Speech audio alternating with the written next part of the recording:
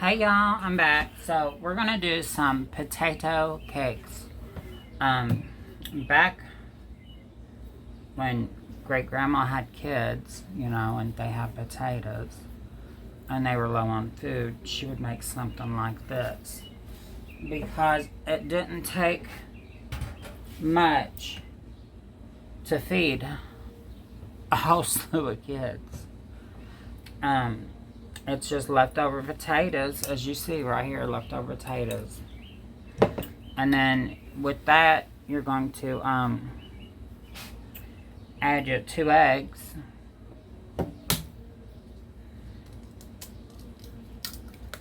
Oh, I'm so drained. I don't know why. It's been one of those weekends. Yard work and all that stuff, all that fun stuff. Oh, let's bring you down here so you can see. So I got 2 eggs in here. I'm going to go ahead and whip those eggs up. So you get 2 eggs and a whole slew of potatoes together. Now, you can do this any way you want. These are very lenient on what you put into them. My family likes, we're going to take some flour and mix that in there because flour will make it stretch. So we're going to mix that in there. And you're going to fry these on top of the stove. So you want about 1/4 of an inch of oil in your pan. You are watching Homestead,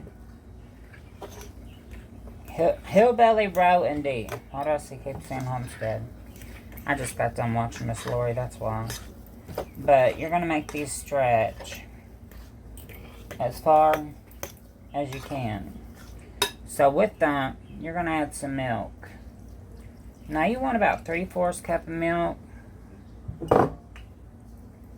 But I also add in garlic powder. Because we like garlic powder. And I want about that much, which is about a teaspoon of garlic powder. Now the potatoes already have salt and pepper in them. But because you're adding more flour, egg, and that, you need to add just a little bit more salt and just a little more pepper. Now y'all, if these come out running, that's okay.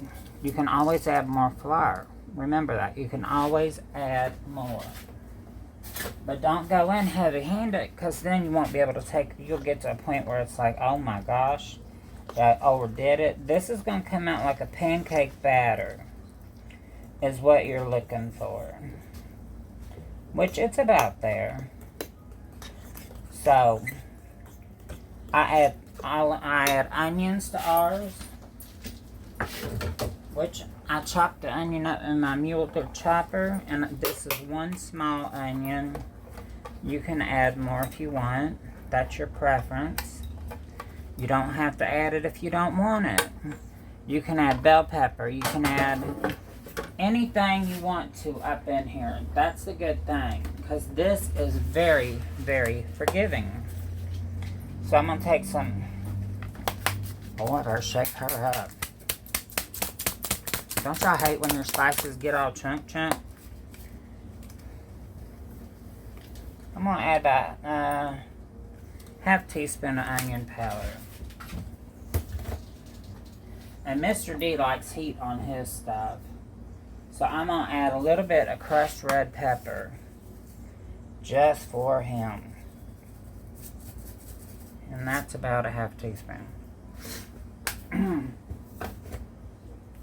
So we're going to mix this. And remember, you're looking for a pancake-like batter. Now, you can add cheese into this. You can add more flour and milk. It depends on how far you want to take it. If you have a big family that you're trying to feed on a budget, this is a lifesaver. If you have people that showed up at your house hungry, this is a lifesaver because you can always make it go further. So me, I'm going to take some of this cheese because I love cheese, but I don't use a lot of cheese. And this is shredded cheese. Now I'm going to add about a cup in there, maybe a cup and a half, because we like cheese. Who doesn't like cheese? I mean, come on. If you don't like cheese, oh my gosh, get away from me. I'm allergic. So we added that cheese in there. So this is going to make you a lot of tater cakes. And see how thick she's getting? You want to add that extra milk. You want her a little thin. You don't want her thicker than a Snicker. And remember, you can always add more flour if you are having more company than what you thought. So this is a meal that back in the day we ate a lot of. So I added 1 cup of flour total in this. So back in the day we ate a lot of this because Mama, Daddy had a heart attack and was unable to work for a minute. And Mom was working. But, back then she was a nurse's aide and they didn't pay much. So what I'm going to do is I'm going to take a measuring spoon. And this is a 1/8 inch measuring spoon. And I'm going to grab one out and I'm going to plop it down. Now these don't have to be big, huge, ginormous piles, because they will spread out. But you kind of want to make them get even. I think we can do 5 in here. This is my big 12-inch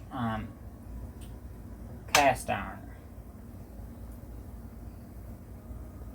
Now we're just going to do 4 in there. So let me move you closer so you can see what I'm doing. And let me grab this thingamajiggy. This doohickey here. You're going to make sure it's not burning on the bottom. This is going to take 3 to 4 minutes on each side. So I'm not going to sit here and make y'all go through that mind-numbing cooking of this. But if you see around it, it's bubbling. That means the oil's hot enough. So I'm not going to make you watch all this. We'll be right back. Now these have been cooking for a couple minutes, but just in case, because you add a lot of stuff in there, go around with some pepper. Go around with some pepper. You can never have enough pepper. I'm sorry, but you can't. Salt and pepper. I like to use my paprika a lot and different things.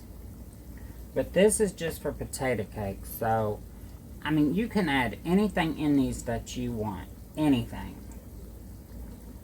As long as the batter is like a pancake batter. Now, when you get done with these, you're going to flip them over to here.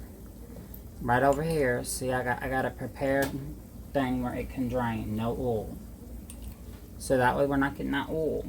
Now, I'm not going to lie. I used Crisco. I use butter flavored Crisco in this because I like it. That's wise. But you might want to use olive oil or canola oil or grapeseed oil or avocado oil or whatever oil you want. Peanut oil. But don't use peanut oil if you got peanut allergy. But as you can see, they're starting to get bubbly up in here, which means they're about ready to turn. So, I'm going to wait for them to come up, and then we will be right back. And we are on the final 2. So, it made 24 over here. So, that should show you where 3 cups of potatoes can take you. So, me and Derek prefer ours a little crunchy with the cheese because we dip them into sour cream. So we prefer a little crunch to them. But as you see, like, you have to add oil as you're going. Hey, Derek, what? You want to come in here and try one? So he's going to come in and try one for y'all. And then we're going to end this video. Because I'm hungry. Just here. Let's grab you a piece. Boy, he's so good. And there him is. Oh. It's good. Yeah, it got a little crispy, crunchy to it. Yeah, Delicious. that's for dipping. Mm-hmm. You can't dip a do finger, what do you call it? Oh, man. It's really good. You can't dip a limp piece Mm-hmm. corn or potato cake in anything like mustard or ketchup or something. We're eating good tonight. Yeah, we are. He's out there. He's been out there on his grill, and well, y'all come out and look.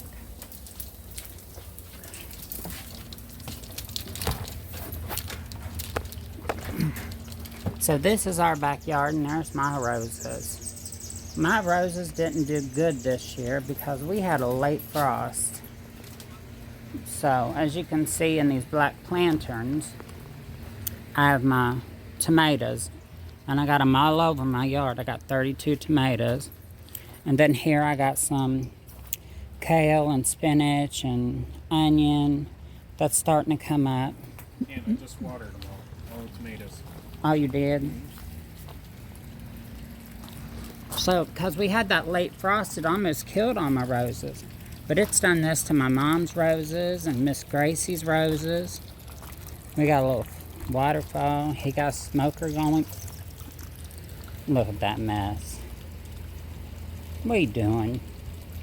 I ain't rubbing your belly. And then my pear trees are doing pretty good. And as you can see, we have tomatoes going all the way around. This is this is called a rose shrub. So she's a little different, but she gets 6 feet by 6 feet. And as you can see, there's more tomatoes going all the way down and around. In that back part back there, I have spinach, bell pepper,